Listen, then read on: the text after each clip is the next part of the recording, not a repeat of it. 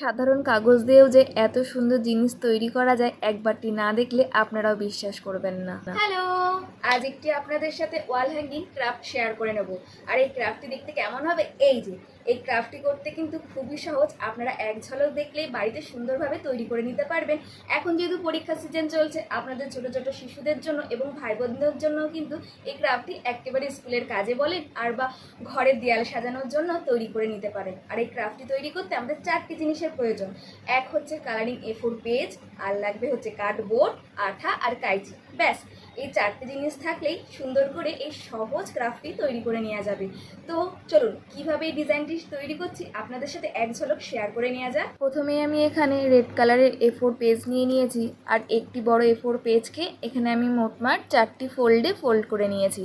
এরপর কাঁচির সাহায্যে আমি এখানে লাভ শেপ করে নিচ্ছি। আর হ্যাঁ, লাভ শেপ যদি আপনারা ডাইরেক্ট না করতে পারেন, পেন্সিল দ্বারা এঁকে তারপরে কিন্তু কাটিংটি করে নিতে পারেন। আমি একবারেই কাটিংটি এখানে কমপ্লিট করে নিয়েছি।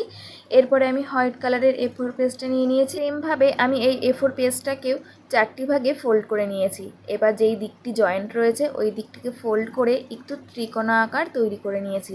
এবার ওপরের সাইডটি আমি রাউন্ড করে কাঁচির সাহায্যে কেটে নেব। সেমভাবে আপনারা যদি একবারে ডাইরেক্ট করে না পারেন, পেন্সিল দ্বারা এঁকে তারপরে কাটিংটি করে নিতে পারেন। এরপরে এখানে যেহেতু কাগজটি ফোল্ড হয়ে রয়েছে, তাই প্রথমে একটি পাপড়ি ফুলের তৈরি করে নিয়েছি। সঙ্গে সঙ্গে কিন্তু কাগজটি খুলে একটি গোটা ফুল এখানে রেডি হয়ে যাবে।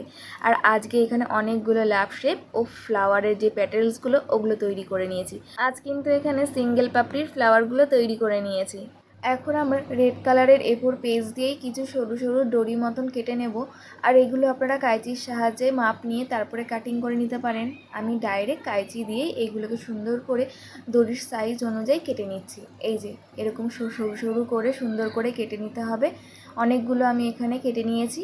এখন আমাদের প্রয়োজন এই কার্ডবোর্ডটি, আর কার্ডবোর্ডটিকে পুরোপুরি আমি রাউন্ড শেপের কেটে নিয়েছি।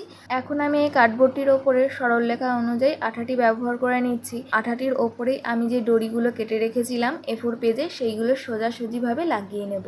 এক এক করে অনেকগুলো ডরি এখানে আমি লাগিয়ে নিচ্ছি, পুরো যাতে কার্ডবোর্ডের রাউন্ডটি কভার হয়ে যায়। আর হ্যাঁ, এখানে কিন্তু সিঙ্গেলভাবে লাগিয়ে নেব না, উপর দিক থেকে বেঁকাভাবে আমি আরেক পত্তন এই ডরিগুলোকে লাগিয়ে নেব, যাতে দেখতে একটু বরফি আকারে দেখে মনে হয়। আর এগুলো কিন্তু পুরোপুরি স্ট্রেটভাবে লাগিয়ে নিতে হবে, একটু উঁচু নিচু থাকলে কিন্তু একেবারে হবে না। তাই হাতের হালকা করে প্রেসারে যতটা পারবেন একটু সোজাভাবে লাগানোর চেষ্টাটি করে নেবেন। এই যে এখন কিন্তু আমি সেকেন্ড লেয়ারে দড়িগুলো একটু বেঁকাভাবে লাগিয়ে নিয়েছি। আর মিডিলের দিকে তো আপনারা দেখেই বুঝতে পারছেন বরফির আকারটি নিয়ে নিয়েছে। এইভাবে কিন্তু বাইরের থেকে দেখতে বড্ড বেশি ভালো লাগে। আসুন, এখন তো আমার আঠাগুলো লাগানো হয়ে গেছে। আর পাশের সাইডে যেইগুলো বাড়তি কাগজ বেরিয়ে রয়েছে সেগুলোকে সুন্দর করে মাপ অনুযায়ী কেটে নিচ্ছি। এই কাজটি কিন্তু করতে হবে পুরোপুরি শুকানোর পরেই। চটজলদিভাবে করলে একেবারে সেটি কিন্তু আর সেট হবে না। আসুন, এখন আমরা কার্ডবোর্ডটির ওপরে সুন্দর করে লাভ শেপগুলো লাগিয়ে নিচ্ছি। আর পুরোটা আস্তে আস্তে রাউন্ড শেপটাকে যাতে কভার করে নেয় সেইভাবে লাভ শেপটাকে একের পর এক সাজিয়ে কিন্তু এখানে লাগিয়ে নিতে হবে। আর হ্যাঁ, একটু ওপরের দিকে লাগাতে হবে, কারণ নিচের সাইডটি এখানে ফ্লাওয়ারটি অ্যাড হবে, তখন কিন্তু কার্ডবোর্ডটি পুরোটি কভার হয়ে যাবে, তার একটুও যেহেতু দেখা যাবে না। এর জন্য লাভটির একেবারে নিচে আঠাটি লাগিয়ে নিতে হবে। এরপরে একটি ফুলকে সুন্দর করে প্যাটেলসগুলো কিভাবে বাঁকা করব সেটিও আপনাদের ভালো করে দেখিয়ে দিচ্ছি। একটি কোনো সরু জিনিস নিতে পারেন, আপনারা এখানে পেনটিও ব্যবহার করে নিতে পারেন। আমার হাতের কাছে আমার চুলের কাঁটাটি ছিল, সেইটি দিয়ে আমি এখানে প্যাটেলসটি সুন্দর করে বাঁকিয়ে নিয়েছি। কিছুই নয়, হাতের একটু হালকা প্রেসার করে ওটিকে রাউন্ড শেপ করে নিলেই সুন্দর করে প্যাটেলসগুলো কিন্তু ওখানে বাঁকা ডিজাইনটি চলে আসবে। এরপরে একের পর এক আমি এখানে আঠার সাহায্যে ফ্লাওয়ারগুলোকে লাগিয়ে নিচ্ছি। আর ফ্লাওয়ারগুলো একটির উপরে আরেকটি না তুলে একটু বাঁকাভাবে ফ্লাওয়ারগুলো লাগালে মনে হবে একটি ফুলের সাথে আরেকটি ফুল সুন্দরভাবে একে অপরের সাইডে জায়গা করে উপরের দিকে ফুটে উঠেছে। আমার এই ডিজাইনটি করতে করতে তো বেশ ভালো লাগছিল। ও হ্যাঁ, আপনাদের তো বলাই হয়নি, এই হাতের কাজটি আমার ভাইয়ের স্কুলের পরীক্ষার জন্য তৈরি করেছিলাম। তাই ভাবলাম ডিজাইনটি যখন তৈরি করাই হচ্ছে আপনাদের সাথেই বা শেয়ারটি করেই নেওয়া যাক। হয়তো আপনাদের কোনো প্রয়োজনে এই ডিজাইনটি অবশ্যই কাজে লেগে যেতে পারে। এইদিকে আমার পুরোপুরি ফ্লাওয়ারগুলো তো লাগানো সম্পূর্ণ হয়ে গেছে। এখন বিন্তু হিসাবে আমি ভেতরের দিকে একটু রেড কালারের রাউন্ড শেপের কিছু কাগজ কেটে নিয়েছি, সেইগুলো কিন্তু সুন্দর করে বসিয়ে নিচ্ছি। আর এই জিনিসটার আমি নাম দিয়েছি টিপ। জানেন, কারণ টিপের আকারটি এখানে নিয়ে নিয়েছে, তাই তো আমি এর নামটি দিয়েছি টিপ। তো অবশেষে আমার টিপটি বসানো সম্পূর্ণ হয়ে গেছে। আর হ্যাঁ, এটি তো পুরো রাউন্ড শেপে তৈরি করে নিয়েছি। এবার নিচের দিকে ভেবেছি কিছু একটু ডিজাইন অ্যাড করে দিই, তাহলে দেখতে আরও বেশি বড্ড ভালো লাগবে, যেহেতু বাচ্চা মানুষের হাতের কাজ বলে কথা। তো ওপরের দিকে তো রাউন্ড শেপের একটি ডিজাইন তৈরি করে দিয়েছি, নিচের দিকে কিছু ঝুলপি ডিজাইন তৈরি করে নিচ্ছি। এর জন্য আমার বেঁচে যাওয়া যে লাভগুলো ছিল সেগুলোকে দুটো একসাথে জয়েন্ট করে নিয়েছি। আর মিডিলের দিকে ফ্লাওয়ারগুলোও কিছু বেঁচে রয়েছে, তার সাথে সাথে টিপগুলোও কিছু বেঁচে রয়েছে। আর ওই দিকে যে ডরিগুলো তৈরি করে দিয়েছিলাম ওগুলোও রয়েছে। তো এগুলো দিয়ে একটু সিম্পল ডিজাইন করে নিয়েছি, লাভের ওপরে সুন্দর করে ফুলটি বসিয়ে নিয়েছি। আর নিচের দিকে এখন ওই যে ডরিগুলো ছিল সেইগুলোকে অ্যাটাচ করে নেব। আর হ্যাঁ, এখানে কিন্তু আমি 3টে ডরি অ্যাড করেছি, আপনারা চাইলেন আরও দুটি কিন্তু অ্যাড করে নিতে পারেন।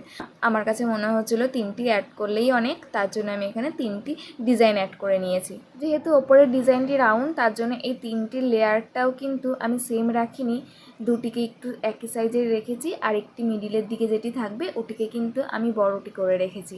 আর আপনারা যদি এক্সট্রা আরও দুটি অ্যাড করেন তাহলে তাদের লেয়ার দুটো সেম রাখতে পারেন, কিন্তু ওই লেয়ার দুটি যাতে 3টের থেকে অনেকটি ছোট হয়। এই যে প্রথমটি হচ্ছে বড় লেয়ার আর দ্বিতীয় দুটি হচ্ছে সেকেন্ড লেয়ার, যেহেতু দুটি দুই পাশে থাকবে। আর মিডিলের দিকেরটা একটু বড় সাইজের করেছি।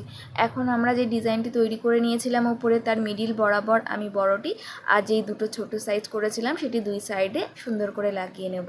আর প্রত্যেকটি বার একটি কথাই বলবো, ডিজাইনটি যখন আপনারা আঠাতে লাগাবেন অবশ্যই কিন্তু সেটিকে শুকিয়ে নেওয়ার পর তারপরে কিন্তু সেটিকে ব্যবহার করবেন বা নাড়াচাড়া করবেন।